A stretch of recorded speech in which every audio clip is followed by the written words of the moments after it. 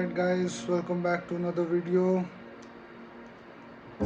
इस वीक का बड़ा इंटरेस्टिंग रहा. इस वीक 3 ट्रेड्स अपीयर हुए जिसमें से हमने एक ट्रेड लिया और 2 ट्रेड्स हमारे छूट गए. 2 ट्रेड्स अब कैसे छूटे? मेन प्रॉब्लम कहाँ आई कि जो 2 ट्रेड्स हमने छोड़े हैं, तो अगर हम वो 2 भी ले लेते तो हमारा अकाउंट क्लियर हो जाता और मेरा पहला पे आउट आने वाला होता ऑफ एटलीस्ट 4% और 5%, इतने का पे आउट आ जाता. लेकिन अब प्रॉब्लम कहाँ आई? तो मेन प्रॉब्लम कहाँ आई? जैसे ये वाला ट्रेड है हमारा. अब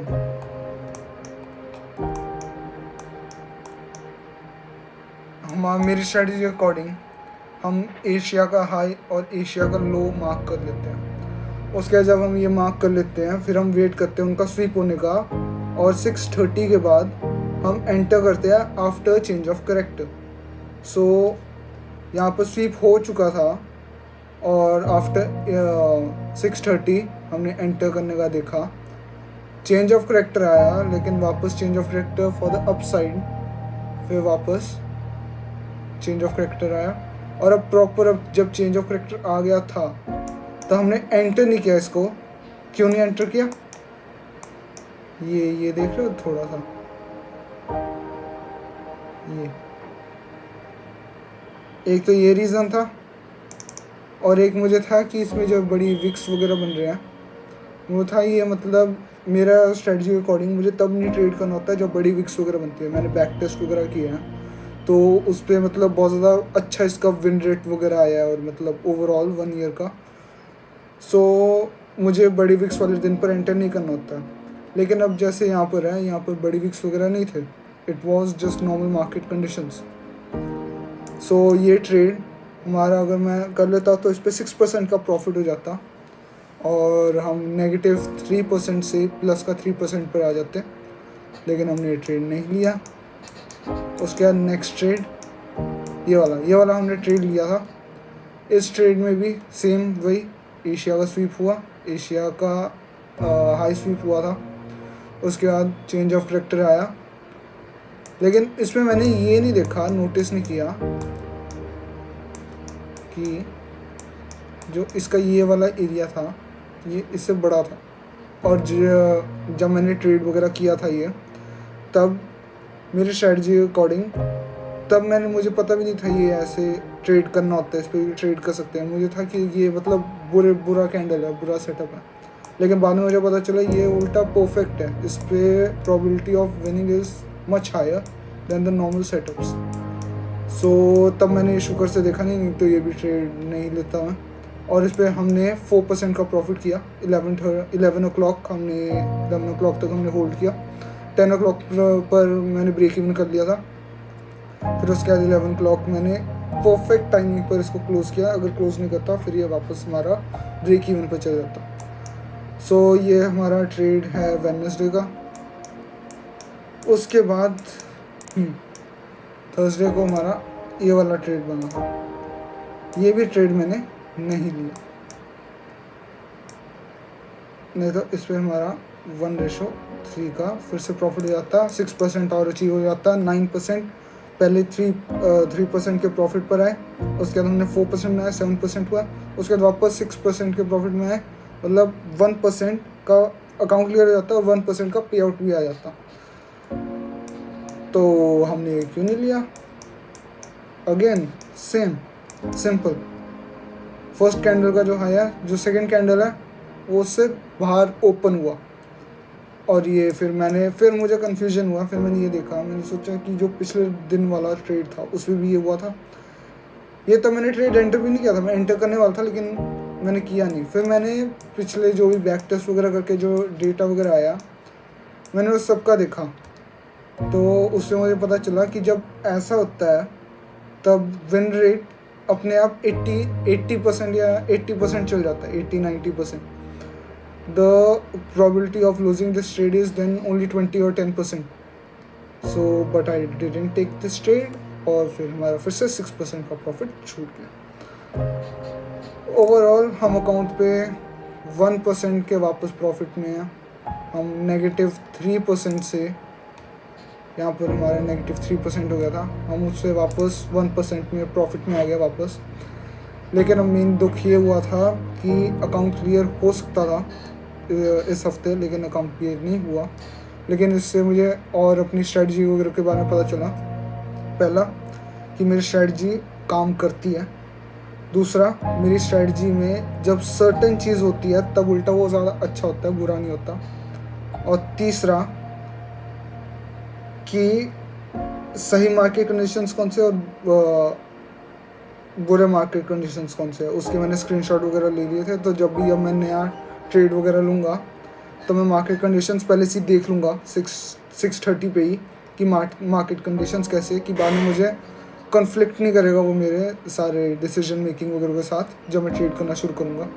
क्योंकि फिर प्रेशर में आके बंदा कभी कभी, जैसे मैं जो हूँ, कभी कभी मैं प्रेशर में आके, जैसे चेंज ऑफ करेक्टर हुआ है, मैं उसको चेंज ऑफ करेक्टर नहीं कहता हूँ या कह देता हूँ जब प्रॉपर चेंज ऑफ करेक्टर नहीं होता। या जैसे जो विक्स वगैरह वाला था, जब वो प्रॉपर मार्केट कंडीशंस थी, मैंने कहा नहीं, क्योंकि वो प्रेशर में आ जाता हूँ फिर मैं। तो वो मुझे चीज़ अपने बारे में पता चली, फिर मैं वो ठीक करूँगा अब। तो इस हफ्ते अकाउंट क्लियर तो नहीं हुआ, लेकिन मुझे अपनी स्ट्रेटजी वगैरह के बारे में और बहुत सारी चीज़ें पता चली। सो गाइज़, ये मेरा एक्सेल वगैरह का है, जो मैंने पिछले साल का जो सारा डेटा वगैरह कलेक्ट कर रखा है 2025 से, 2025 से कि जैन से। सो ये सारा 1:3 पर है। इसमें सारा ये मैंने अलग से, मैंने डे 2 डेज़, मतलब थर्सडे को, तो थर्सडे को मैंने सारा किया था। जब मुझे पता चला था मेरी स्ट्रेटजी के अकॉर्डिंग कि सेकंड कैंडल पर ज़्यादा प्रोबेबिलिटी होती है विनिंग की, हायर प्रोबेबिलिटी, तो मुझे इससे यही पता चला जब भी विक्स वगैरह होते हैं, जैसे यहाँ विक्स है, यहाँ विक्स है, चलो यहाँ पर एक बार प्रॉफिट होगा, लेकिन यहाँ विक्स, यहाँ विक्स, यहाँ फिर से विक्स ब्रेक इवन, फिर से विक्स लॉस, उसके बाद नॉर्मल में चलो लॉस वगैरह हो गया, उसको अवॉइड नहीं कर सकते। और ये सारा जो भी डेटा वगैरह है, मैंने बैक टेस्ट वगैरह जो कर रखा है, तो मेन प्रॉब्लम क्या आ रही है मेरी स्ट्रेटजी के साथ, इसकी विन रेट बहुत अच्छा है इसका, ठीक है, लेकिन इसकी मेन चीज़ क्या है, अब कभी कभी महीने में 4-5 बार आ जाता है, कभी 6 बार भी आ जाता है, कभी महीने में आता ही नहीं, कभी कभी 2 महीने में एक बार आता है। जैसे मेरा अगस्त और शायद से जून, मुझे अगस्त में एक ट्रेड मिला, वो भी लूजिंग ट्रेड था, और जून में मुझे ट्रेड ही नहीं मिला, तो ये दिक्कत आ रही है उसमें। और ये मेरा बैक टेस्ट वगैरह करके मेरा ये सारा जैन में जैसे मेरा प्रॉफिट बहुत ज़्यादा अच्छा हुआ, फेब में मेरा भी बहुत ज़्यादा अच्छा हुआ, मार्च में मेरा लॉसेज वगैरह हुआ क्योंकि विक्स वगैरह की उससे एंट्री हुई थी, वो अगर कार्ड वगैरह पे चल जाए तो ये ब्रेक इवन मंथ हो जाएगा।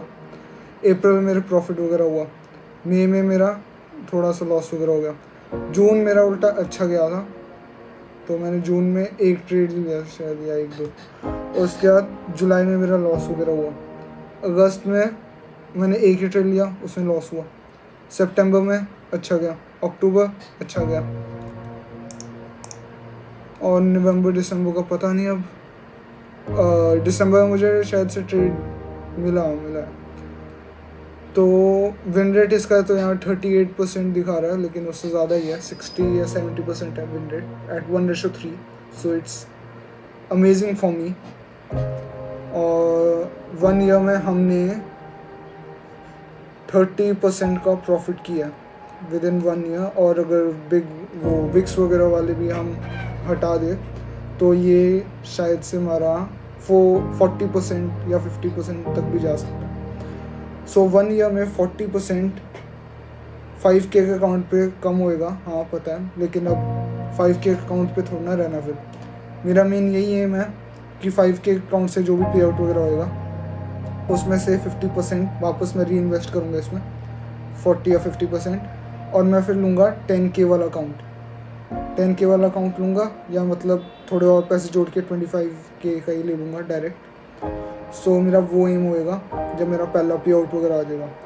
फिर मुझे 40% वगैरह का एम करने की ज़रूरत, मतलब what I am trying to say is कि मतलब मुझे वो रिक्वायरमेंट नहीं होगी कि मुझे वो चाहिए ही चाहिए 40%। अगर वो नहीं आएंगे तो मैं नहीं रह सकता, क्योंकि ओवरऑल 1 ईयर में 5K अकाउंट पे 40% डैट इज़ $2,000 एक साल में। सो एक बिगिनर के लिए, बिगिनर ट्रेडर के लिए तो वो उल्टा अच्छा ही है।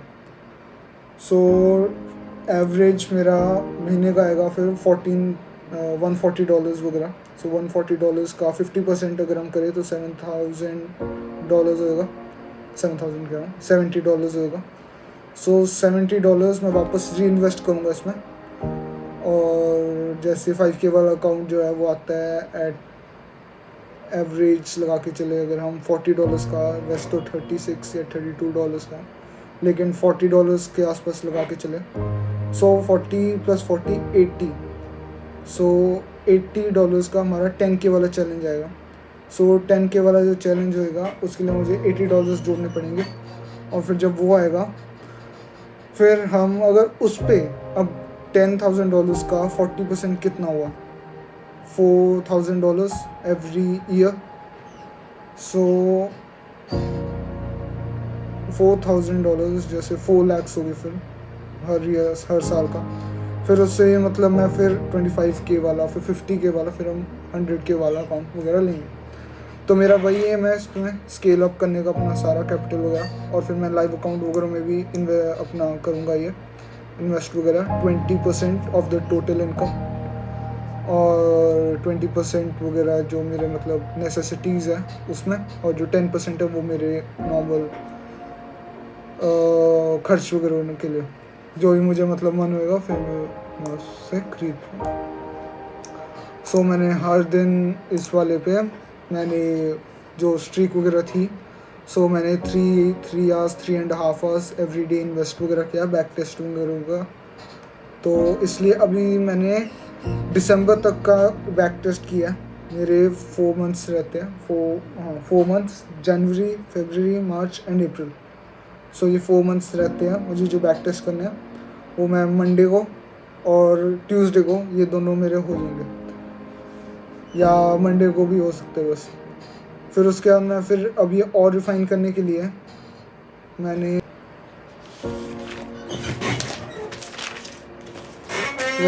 मैंने और रिफ़ाइन करने के लिए मैंने लिखा है कि अगर मैं चेंज ऑफ करेक्टर यूज़ ना करूँ, बिना चेंज ऑफ करेक्टर हुए, जैसे एशिया का स्वीप हो गया तभी मैं एंटर कर लूँ। क्योंकि ज़्यादातर ये हो रहा है कि जैसे 6:30 आ जाता है तब मोमेंटम वगैरह ज़्यादा आ जाता है ना मार्केट में अपने, क्योंकि न्यूयॉर्क सेशन का ओपन होता है 6:30 के बाद, और ओवरलैप्स होता है, और 6:30 से लेकर 7:30 तक शायद न्यूयॉर्क और लंदन वगैरह का। सो तब बहुत ज़्यादा मतलब वॉल्टिलिटी वगैरह आती है और प्राइस एकदम से मूवमेंट वगैरह देता है। और एक और मैंने लगाया है, what if I enter from where my SL would be placed. जैसे कमेंट्स में आया था एक बंदे का, उसने कहा कि मतलब जिसमें मैं लूज़ किया था एक ट्रेड, जिसमें मतलब विक्स से करके मतलब मुझे विक आउट करके ट्रेड ने मेरा TP हिट किया था। चलो TP तो नहीं हिट किया, लेकिन ब्रेक इवन दे देता। 1:2 का एम था वो, 1:2 तो मैं नहीं करता, 1:3 का करूँगा, लेकिन वो ब्रेक इवन हो जाता शायद।